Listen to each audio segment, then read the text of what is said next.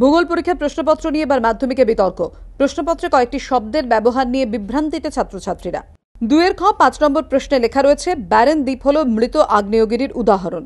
তার ইংরেজি মাধ্যমে এই প্রশ্নে ব্যারেন দ্বীপকে ডেড ভলক্যানো বলে লেখা হয়েছে।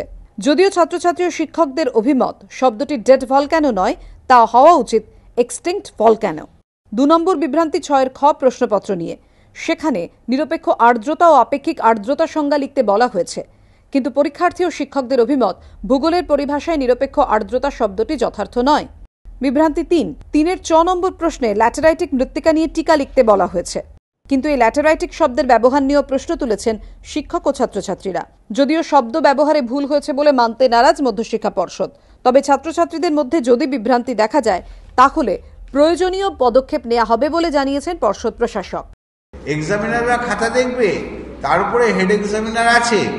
আমরা শুধুমাত্র পরীক্ষার্থীদের কাছ থেকে উত্তরপত্র পেলে আমরা ব্যাপারটা আমাদের কাছে পরিষ্কার হবে যে ছেলেরা বিভ্রান্ত বা ছাত্রছাত্রীরা বিভ্রান্ত কিনা।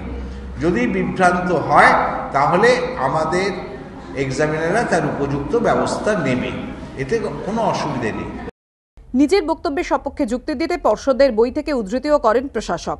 যদিও অন্য লেখকের লেখা বইয়ে পাল্টা যুক্তি রয়েছে বলে মনে করছেন শিক্ষকরা। এই প্রেক্ষিতে মুখে ভুল স্বীকার না করলেও ছাত্রছাত্রীদের স্বার্থে প্রয়োজনীয় পদক্ষেপের কথা বলে আদতে বিভ্রান্তিকেই মেনে নিচ্ছে মধ্যশিক্ষা পর্ষদ, এমনটাই মনে করছে শিক্ষামহল।